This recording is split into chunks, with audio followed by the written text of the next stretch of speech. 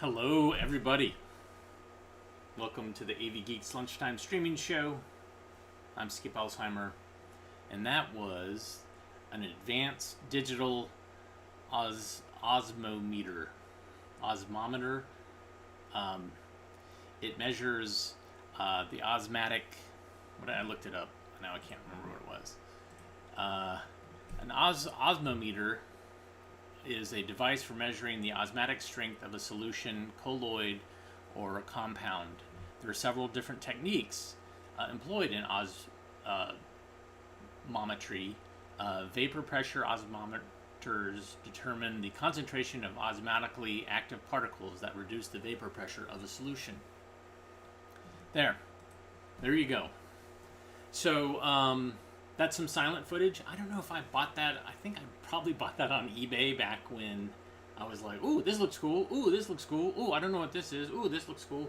I did that for a while when I had a computer job and I was drinking a lot of coffee. So I had all this income that I would just spend. I would just look on eBay all day and just buy things. And it was also when I was selling some things too, and they were going for a lot of money. I don't know if that happens nowadays, but because I kind of have mostly given up eBay, at least for selling stuff.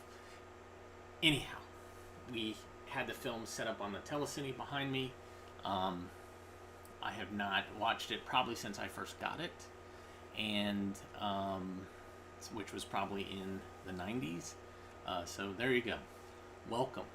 The other thing that's interesting about this film is this is film 1998. We've been showing films actually prior to this live. Used to be one Sunday a month, but after the pandemic started and my live shows kind of stopped happening, I decided that what I would do is a lunchtime streaming show.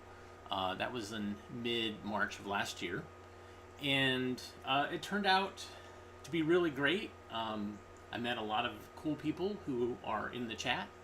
I got to show you a bunch of stuff, some of my favorites, but also some brand new stuff that I've never shown anyone before. So we're going to keep doing this until I just can't do it anymore for whatever reason.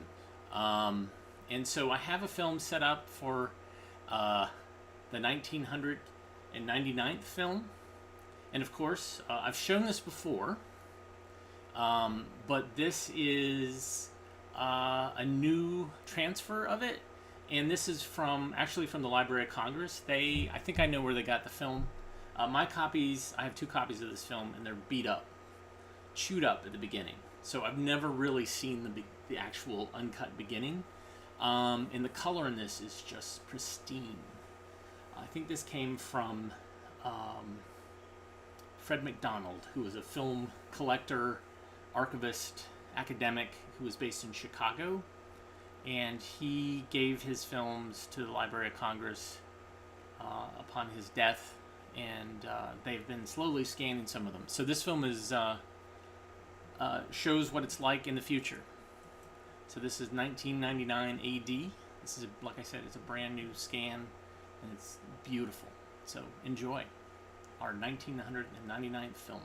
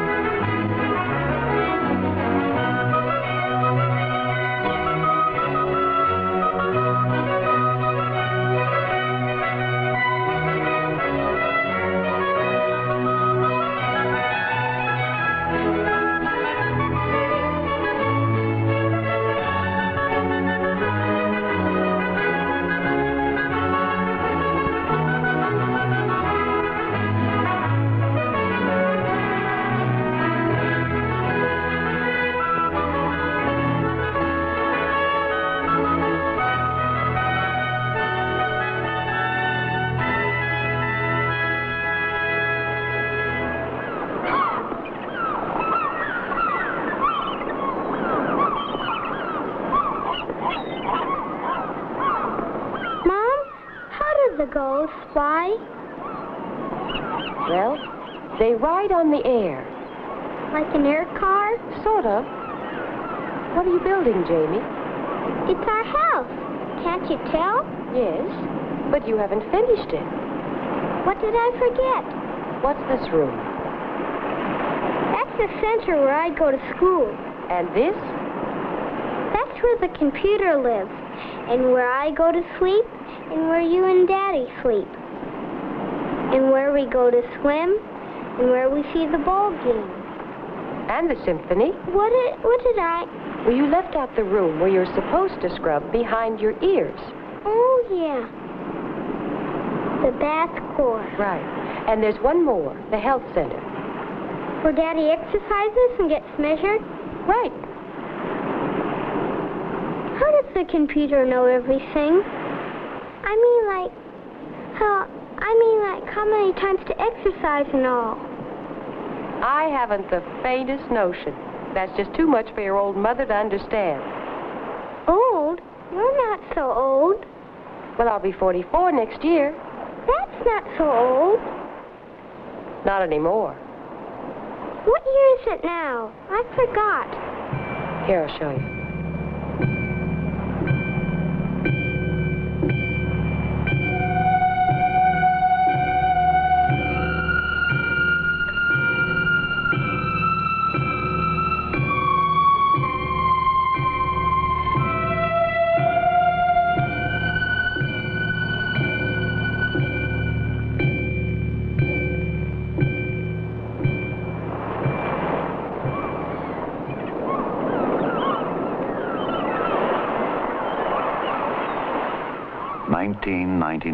AD. More than a generation away, and yet dreams travel faster than light. And even now, scientists and planners are shaping the lives of our children who will live in the 21st century. How will they live? Perhaps in a honeycombed structure like this, the oldest, strongest natural shape known. Hexagon modules that grow with a family's size and interests.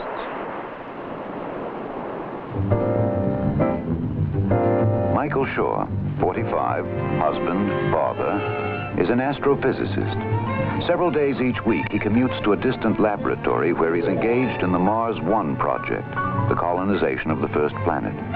His minor in the some 10 years he attended a Midwestern university was botany. It is one of his many continuing hobbies. He is engrossed on this sunny morning in the study of the cellular structure of a new exotic fruit tree. Hopefully, his experiments will produce a giant peach with a thick protective skin much like that of a tangerine.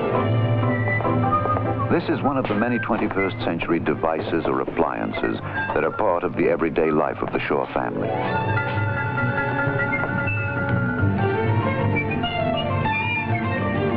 This workbench with its electronic screen enables Michael to call up photographic sections of the two parent fruit trees from which he began his experiments 3 years ago.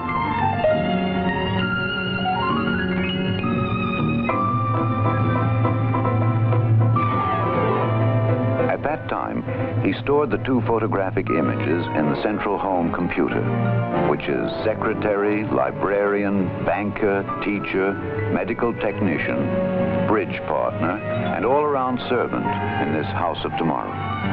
All pertinent information about this family, its records, its tastes, and reference material, is stored in these memory banks, available instantly to every member of the family.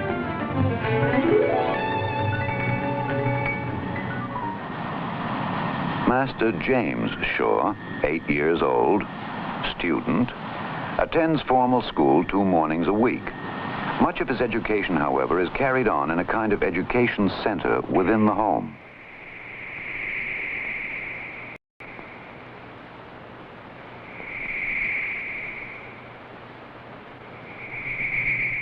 And so, an era that began 500 years earlier with Copernicus and Galileo ends as the first astronaut takes his first halting steps onto the shores of the moon and begins a new age of man.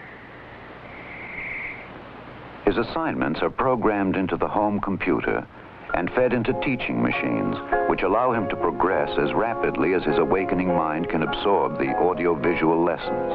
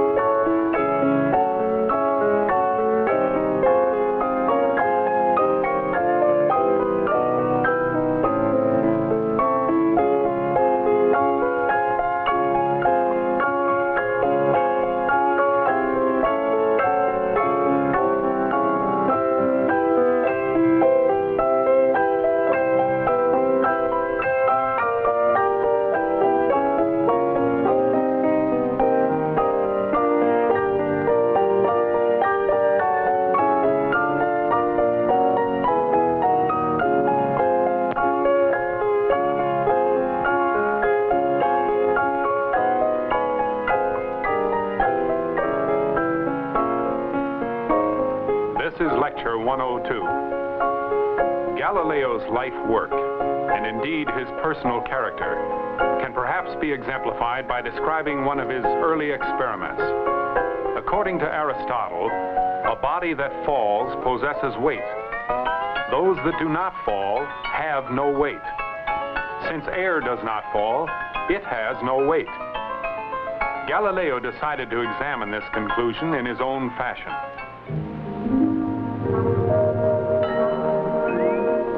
Karen Ann Shaw, 43, wife, mother, part-time homemaker.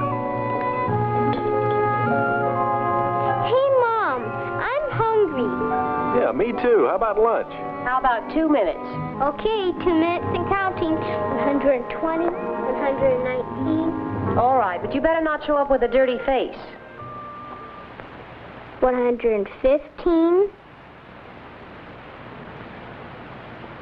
113, 112,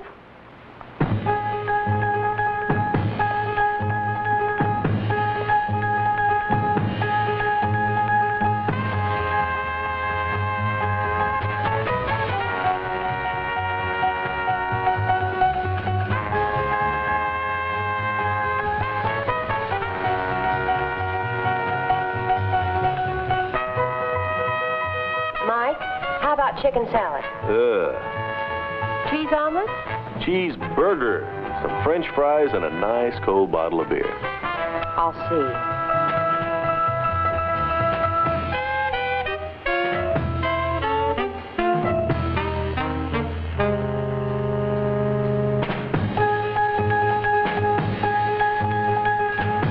Mike, cold roast beef? Okay, be right there. 75, 74, 73.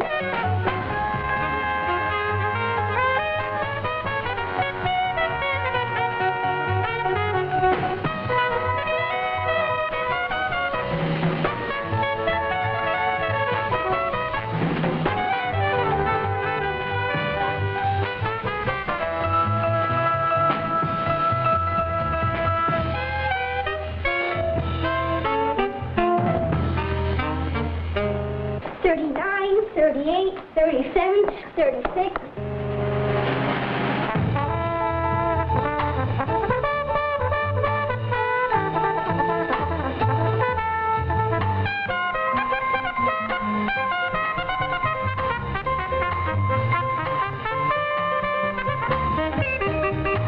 $20, $19, $18, $17, $16.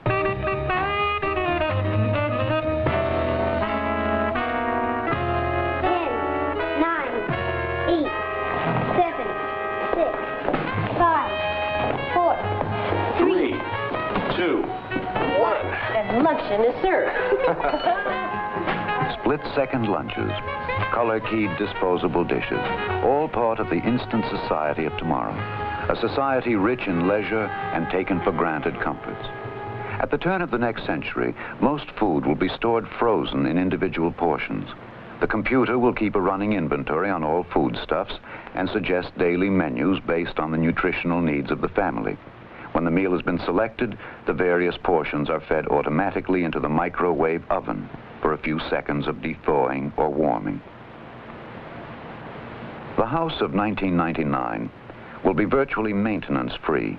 A central atmospheric system will maintain constant year-around temperatures and control humidity, bacteria, pollen, and dust. Clothing of the non-disposable variety will be stored in cleaning closets, where a chemical vapor atmosphere and an ultrasonic vibrator will remove dirt particles. Things will be carried out electronically. A central bank computer will debit the family's account the amount of purchases and credit the department store, for example, informing the family's home computer at the same time. Father, at the touch of a button, receives an instantaneous printed copy of his budget, the amount of taxes he owes, the payments left on the car, and so forth. All documents and household records are available on the video screen for immediate reference. Also at his disposal is an electronic correspondence machine, or home post office, which allows for instant written communication between individuals anywhere in the world. To maintain these and hundreds of complex electronic circuits, a monitor checks all circuits every few seconds, inserts a backup circuit if and when trouble develops, and alerts the communal service agency for replacement.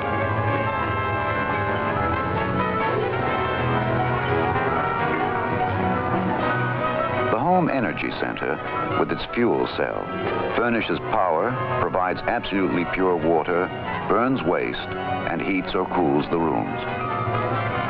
Too computerized? Too cold?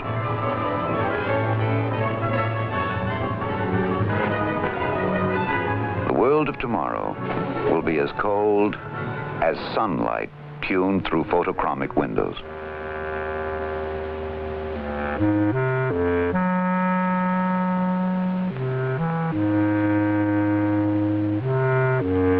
It will be as wide as the ocean, which will provide not only recreation for the adventurous, but an increasing variety of hydra-cultured exotic fresh foodstuffs.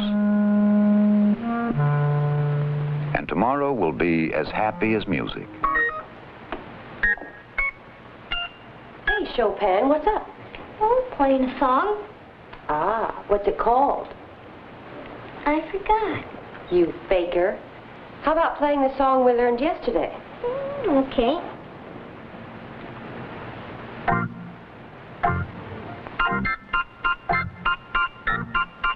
Let's augment this a bit, shall we? Okay.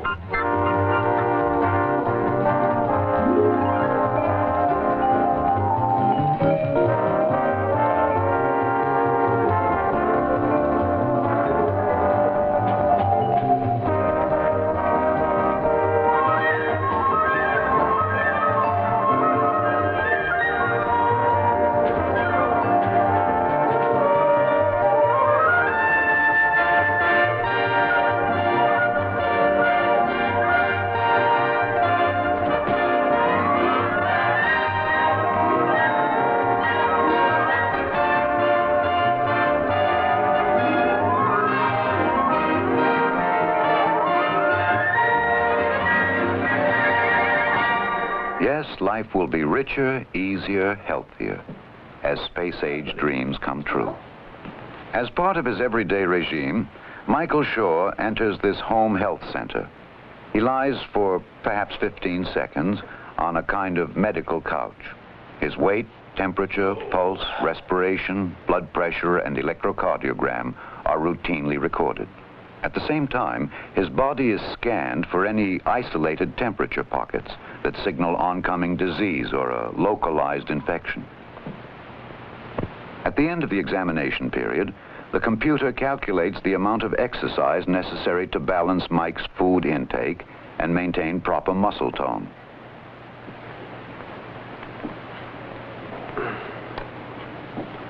Exercise requirements: 8 1/2 minutes bicycle, 6 minutes programmed calisthenics. Oh, that's ridiculous. Well, this thing can make a mistake, you know. Your weight increase over 30 days, 1.1 kilograms. Repeat exercise requirements, 8½ minutes bicycle, 6 minutes programmed calisthenics. Confirm, please.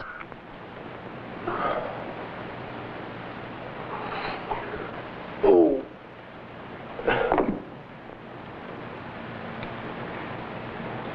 The computer now relays any important physical changes to a central community medical center, where Mike's personal physician will be alerted for further diagnosis. At conclusion of the exercise period, the pertinent data are again recorded for comparison with pre-exercise measurements. The results are again forwarded to the community medical center for further study if necessary. If the computerized life occasionally extracts its pound of flesh, it holds out some interesting rewards.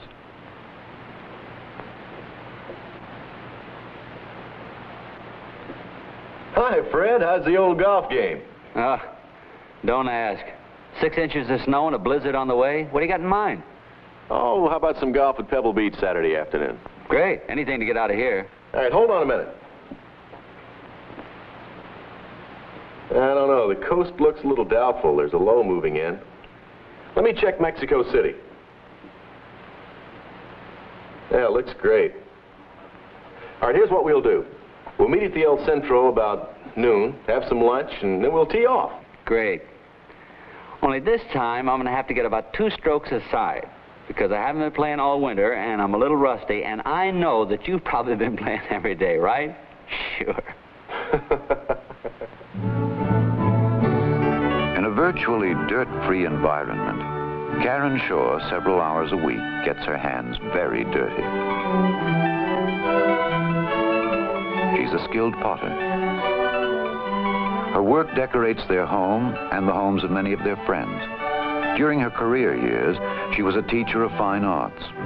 Now she's able to continue practicing her crafts because the household demands on her time have been greatly diminished. In the same way, Jamie, although he has a rigorous lesson schedule, is already taking advantage of his electronic world.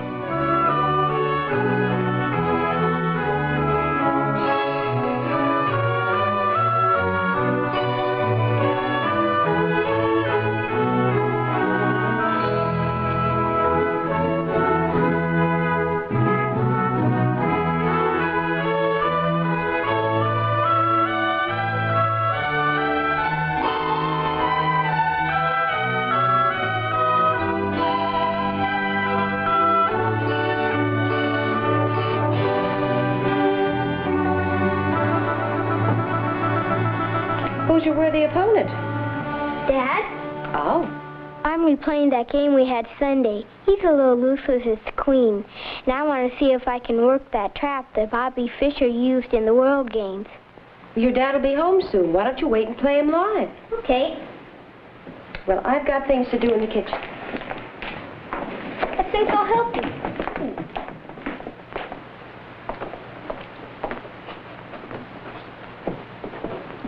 What you doing with the oranges? I'm fixing dinner. The old-fashioned way? Mm-hmm. The old-fashioned way. What you call that stuff? Well, we're having duckling a la orange, my love. That's pretty fancy. Mm-hmm. Are we having company? The Shaws are giving a party. Comme ça va aujourd'hui? And how was your flight? Oh, it was a little rough. We finally got clearance from Denver and it cost me 25,000 feet. How are things in Paris, Pete? Family settled down okay? Yeah, Marge loves it, and the kids are parley-booing like natives. What about Vicky in med school? Well, you know, she likes to keep busy. And how's the fishing in the Philippines?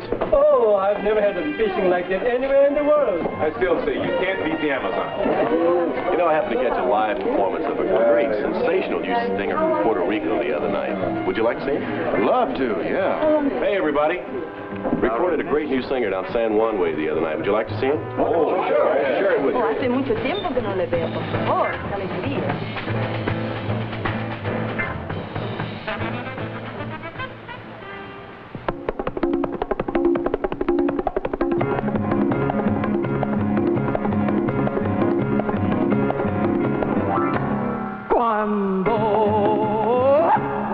de La Habana, válgame Dios.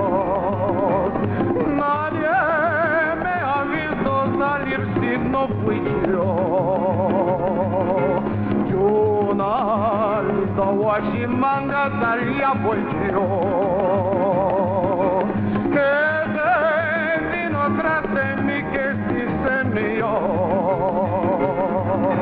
Cuéntala tus amores y en mi vida, corónala de flores que es cosa mía, chinita que sí.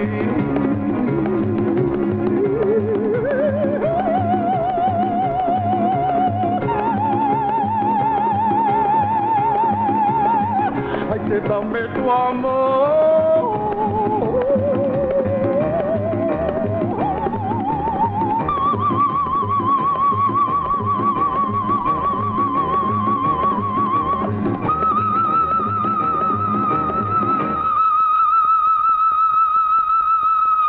Ay, que vente conmigo, chinita, donde viva yo, viva yo, viva yo.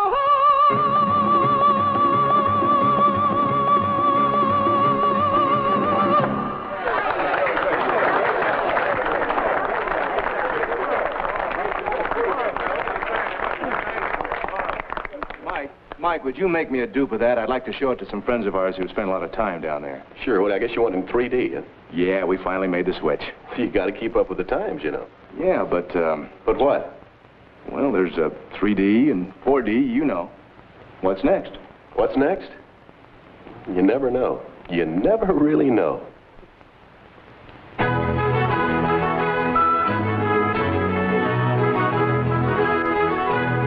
What's next? The things you've seen are technically possible today. It remains only to apply what we now know to fulfill these dreams of tomorrow. The world of 1999 and beyond is limited only by the boundaries of our imagination today.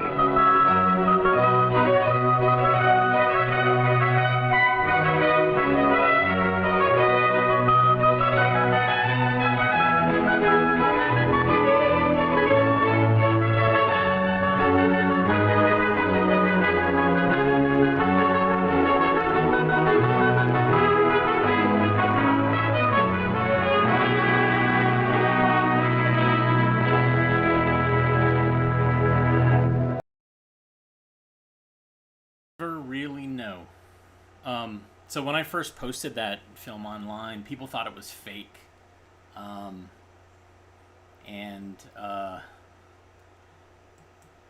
There was, I actually got a phone call from, who was it? From a TV station in LA that they were doing something about viral videos and asked me if it was fake. And I said, well, you know, the person you can ask, you're in LA, why don't you find Wink Martindale? And so they found Wink Martindale, and sure enough, he did an interview for them and talked about the making the film back in 1967, and so it's pretty great.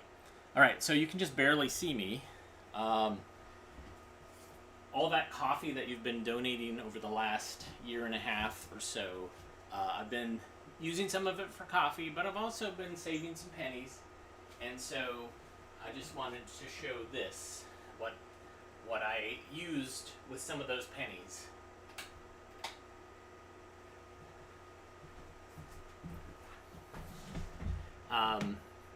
Thanks to a fan, whoops, let me see if I can get a better shot of this. Danielle James, who she opened her own neon shop in Durham. I commissioned her to make a neon sign of the AV Geeks logo. And so there we are. There's the neon. And so, surprise, happy 2000th film. This next film, again, has the words 2000 in the title. And I have not shown this film yet. I'm all zoomed in so you can actually see the... let me see if I can zoom out while we're doing this.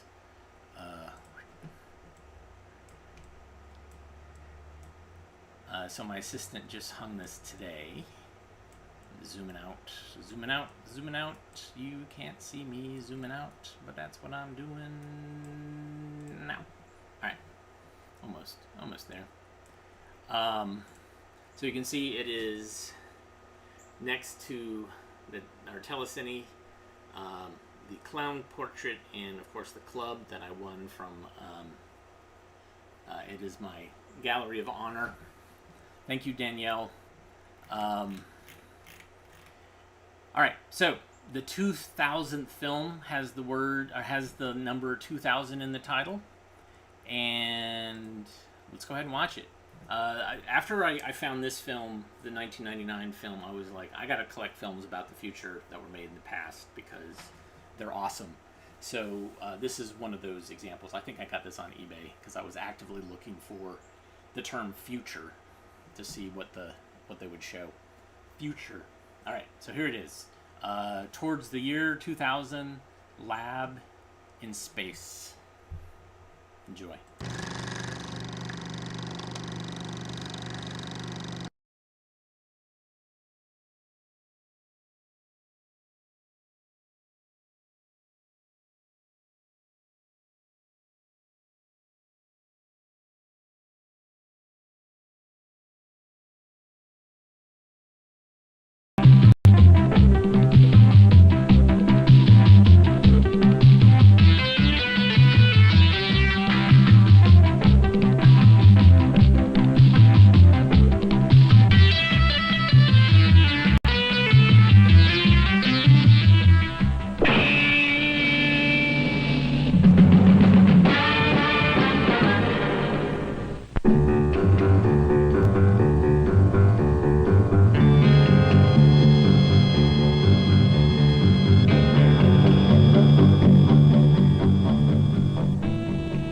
This is the shape of the future in space.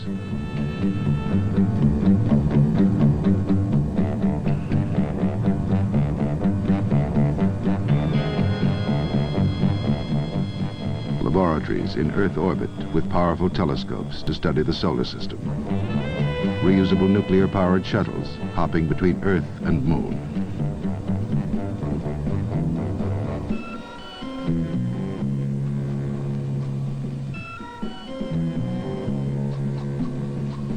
Space tugs for interorbital transport, shuttles to service automated satellites or for space rescue.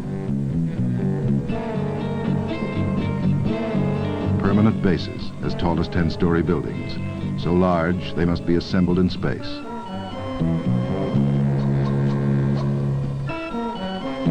This was the space spectacular of the 60s as astronaut Pete Conrad brought Apollo 12 to the surface of the moon. It was the culmination of the most expensive adventure in human history. The 70s will see something new in space programs, economy, and other flags may find their way to the moon as the United States shops for angels to help bankroll future space missions. Commander Pete Conrad. The countries that we've primarily been talking to recently along these lines are Canada and England, Germany, and Japan. I don't know that the Russians would want to take part in some venture with us. I'm sure that if they did, we'd be willing to cooperate. This is the third stage of a Saturn booster, the part that is thrown away once the fuel it carries has been used up. No longer. The 10,000 cubic feet of space, large enough to hold a 7-room house, will be fitted out as a laboratory in the sky, with living and working quarters for a 3-man crew. Astronaut Robert Overmeyer describes the other stages that make up the Skylab. Additional stages are the multiple docking adapter in this area and the airlock module in this area. Down in this area of the vehicle, we will have our experiment quarters and our living quarters. Now these living quarters will look very similar to living quarters on present aircraft, with laboratory facilities, kitchen facilities, and recreational facilities, and sleep facilities also. Sometime during 1972, the Skylab, perched atop a Saturn V booster, will be blasted into orbit. 2 days later, 3 astronauts riding an Apollo command module will follow Skylab into space. Once in orbit, the astronauts will begin the delicate task of docking, a maneuver whose difficulties have been compared to a drunken woman trying to drive her car into a garage that is constantly rolling away. All this, of course, must be accomplished at 17,000 miles per hour inside a closed box that has no up or down. Skylab's mission will be to test man's ability to live and work in space for periods of up to 2 months, and to scan the solar system with high-power telescopes and electronic sensors.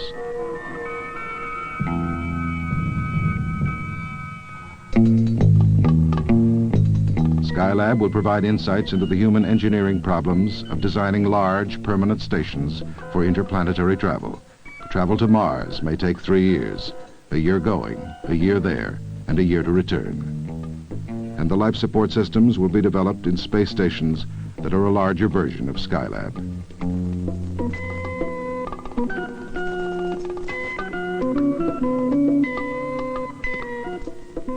Skylab is a 2-story space home. The lower level, where the astronauts will spend most of their time, has 4 rooms: a workroom, a wardroom, a bathroom called the waste management area, and beyond that, a bedroom. How will people live in a lab in the sky?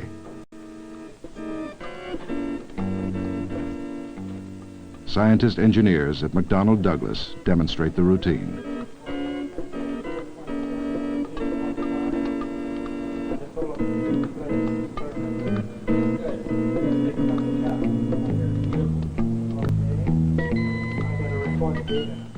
The astronauts will spend most of their time working. The purpose of Skylab is to record and evaluate biomedical problems of the weightless, near-vacuum environment, to monitor the Earth 235 miles away with special Earth-sensing equipment, and to conduct solar telescope experiments.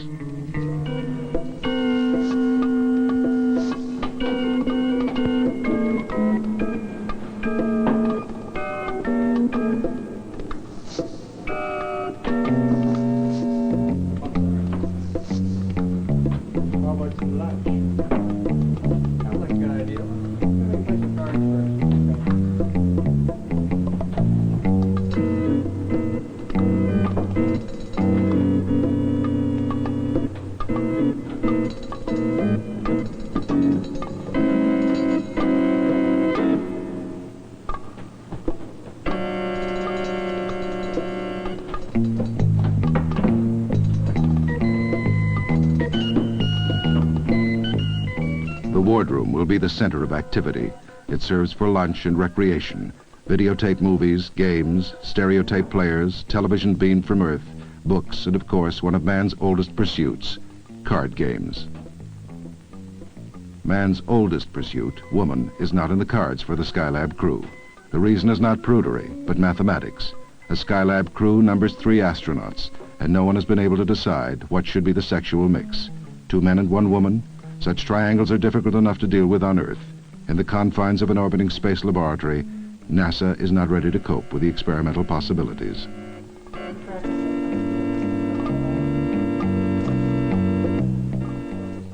And so, card games, played on a magnetized table, with small magnets used to keep the cards from floating away in the zero-G environment, are as exciting as recreation is likely to get for the crew of Skylab.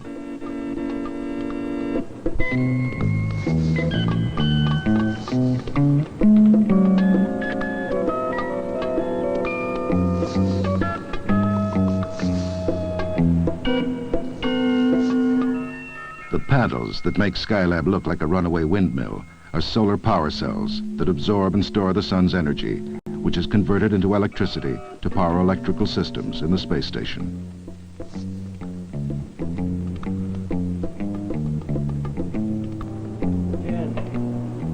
Oh, you cheated. Who's winning? I He's a professional player. Well, that's the problem when you're playing with somebody and teaching them the game. How about some lunch now? That's what I came down for. Got the water tanks all in check. Scientific airlocks ready for the scientific experiment. So we can get to that right after we eat. Good. Okay. What would you like to eat, Barry? I want some pork and gravy. Pork and gravy? Huh? Chicken and chunk. That's your chicken and chunk. Pork and gravy.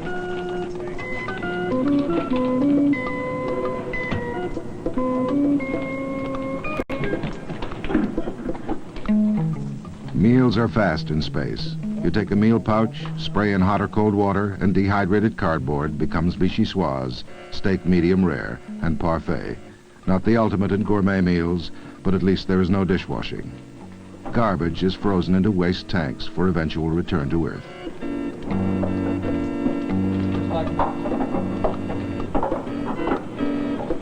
The first crew to man Skylab will be short-timers, spending only 28 days aboard. About 2 months after they leave, a second three-man crew will go aboard. They will stay for 56 days. The third crew will rocket up to Skylab a month later for another 56 days in space.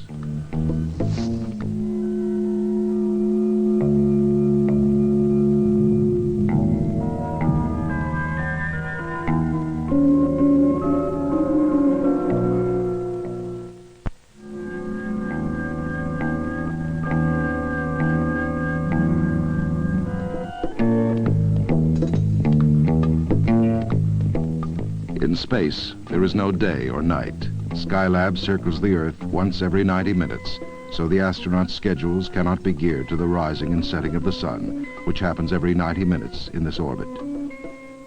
8 hours is programmed for sleep. Astronauts can sleep in any position they want, since there is no up or down in space. Sleeping sacks serve merely as restraints to keep an astronaut from floating away in his warm zero-G bed.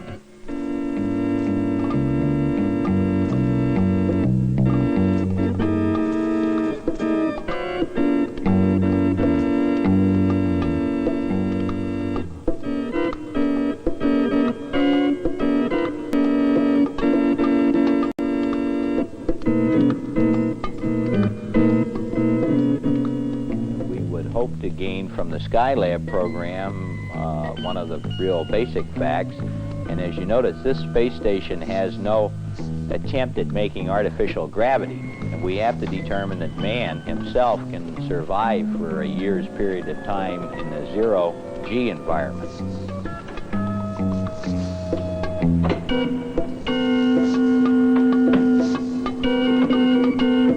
I don't think many people realize how much work even the laziest man does on the ground in surviving in 1G. Every time he lifts his coffee cup or leans back in his desk chair, he does expend a certain amount of energy overcoming gravity.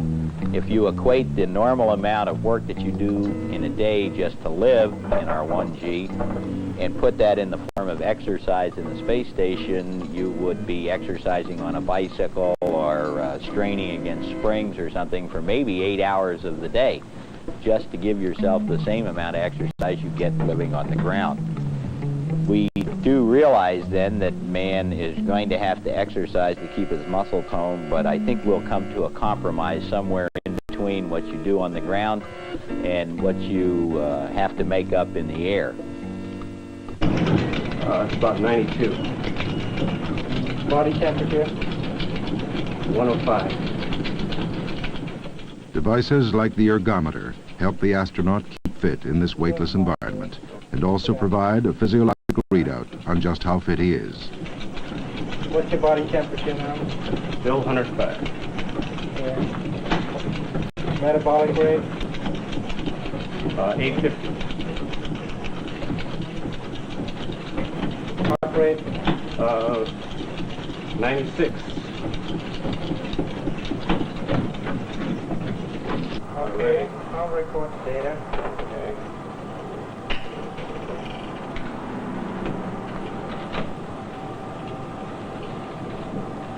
Missouri, you should push your safety switch to depressurize the chamber.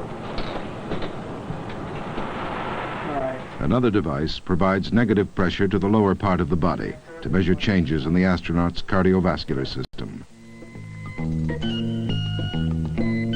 The Skylab experiments come under several categories. First are the scientific experiments. The primary one in that mode is the Apollo telescope mount photography of the sun.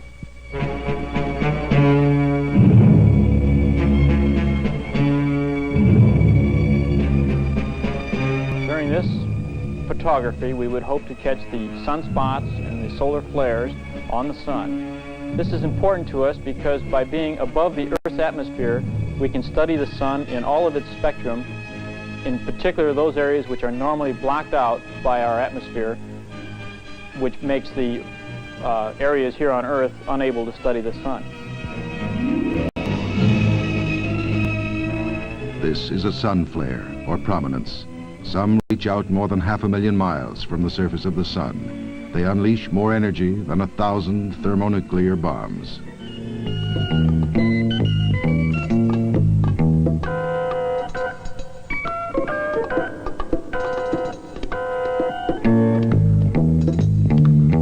Another area of study is the materials processing, or welding in space, it is commonly called.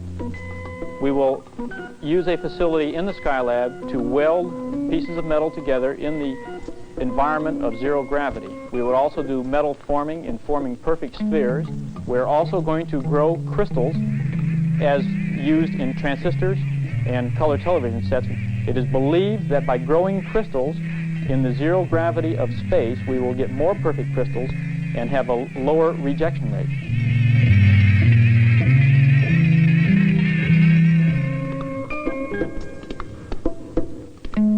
Skylab is the first attempt to put permanent laboratories into space. Once men have tested out all the new hardware and demonstrated their ability to live in space for long periods of time, a new era of space exploration will begin.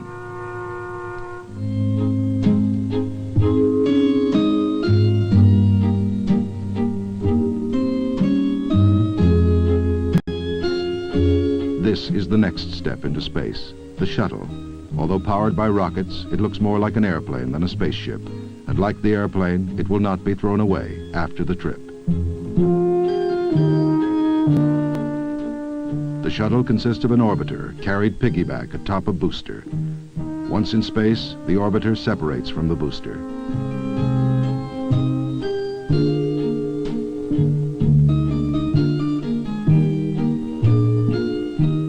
The booster returns immediately to Earth, landing just as an airplane does, and is ready in a few days for another flight.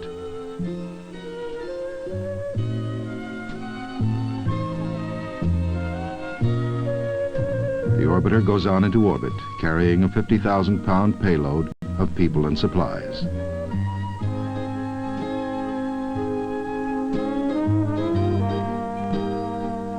It may function as a short-term space station, or more likely, supply the giant space stations due to be launched in 1978.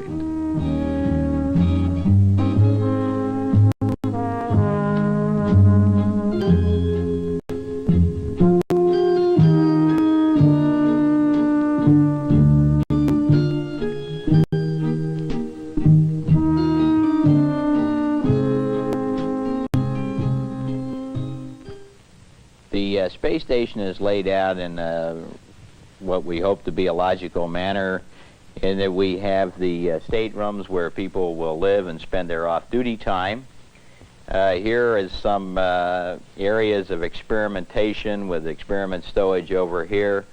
Again, we have a couple of more staterooms in this area, and over here would be sort of the operation of the space station, which would concern itself with the environmental control system and the maneuvering of the space station. And then up in here is the galley as it's envisioned, and sort of the dining room, and over here is a little lab with more experiment stowage here, and the same layout generally exists around the 4 levels that you see here. This space station looks like it's oriented up and down, and that everything takes place on the floor, and you'll notice that there is nothing on the ceiling or no passageways through the wall other than conventional doors. And as this is a first cut at the space station, I think that you'll find that it'll change in character. You're liable to see equipment mounted out from the wall. The natural way to move across this room would be to float right across the table rather than move in an upright position. And as we gain more experience in efficient operation, I think that the space station, when it's finally designed, will look very peculiar when seen on the ground, and you think of operating in just one direction all the time. You actually have to think of operating in a three-dimensional environment because you are not constrained to just the floor. The 12-man crew will include scientists who are not astronauts, whose sole task will be to study the Earth and the universe from the vantage point of space. Mineral resources hidden from the Earth's surface can be spotted from space. The movement of fish in the seas can be charted with accuracy. Even the control of weather may be possible from space. They tell me you can spot crop disease from space faster with the proper sensors than the farmer who has the diseased field. You can see pollution coming out of rivers. You can track it. And by taking infrared photographs, you can determine temperature gradients of the water in the oceans. And the oceanographers are very interested in what they can learn about their ocean by using space. Robot explorers returning from other planets may drop off their samples here on the space station, just as these moon rocks were brought to the Lunar Receiving Laboratory in Houston.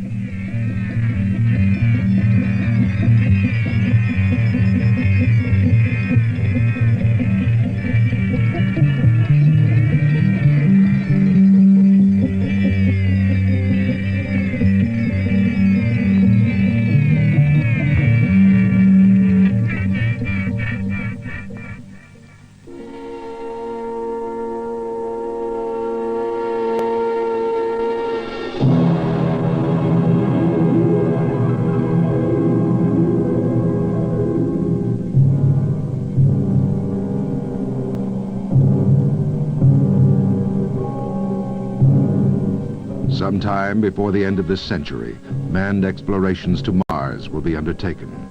The orbiting Skylab and the giant space stations will have served as models for the first colonies of Earthmen on other planets.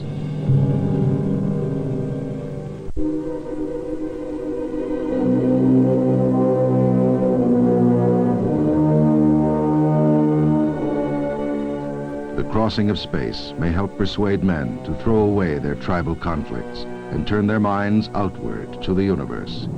There is no way back into the past. As H.G. Wells once said, the choice is the universe or nothing.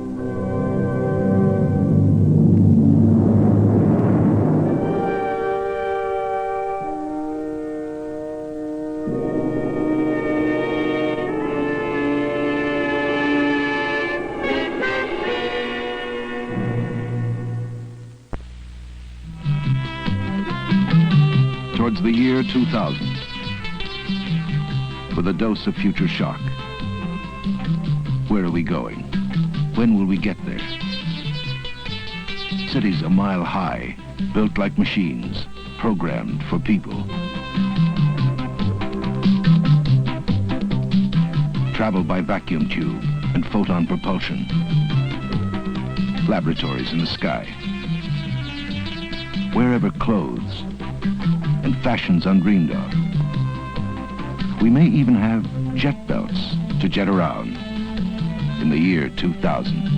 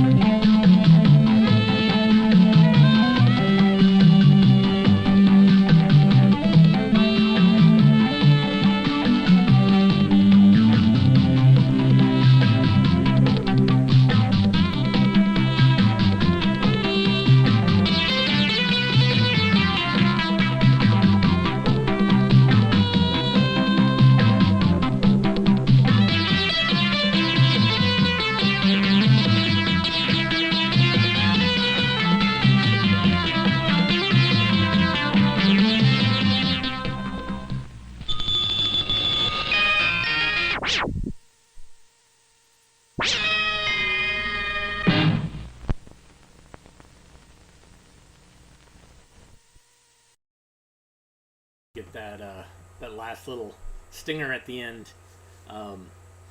Wow, yeah, you have that band playing on the coast. CTV, this is probably Canadian then. Gosh, I love films like this, and so I'm so happy that this is the 2000 film that we showed. And I'm so happy that you joined us today for that. We'll be back again on Monday, and we'll show the 2001 film.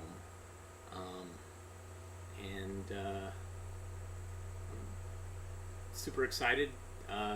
Thank you, Danielle, for the neon. And if you like what you saw today, or you like what we do in general, you can buy us coffee at buymeacoffee.com/avgeeks. We will spend that on coffee, or maybe we'll buy another piece of neon, although I doubt it. I mean, this is pretty awesome. But everybody have a great rest of your day and weekend, and it's beautiful here in Raleigh, and so I'm gonna probably go out and eat some food. And I'm actually doing something with Hunt Library at 3 o'clock today. We have an expert, and we're going to watch some old soundies. Jazz and jive soundies, so people of color, some great music, which might get us kicked off of YouTube. So I might try to offer up other places to watch, like on Twitch or some other place. But they're great. Soundies, if you haven't seen them, are really kind of wonderful. They predate music videos and have an interesting history in themselves. So that's 3 o'clock today. I will definitely broadcast to YouTube, but I'll also put in the links, other places you can see it in case the hammer comes down. But thanks again for tuning in, and we will see you again on Monday. Everybody take care. And hit like. Hit the thumbs up. You know, whatever those things are, click them. Take care.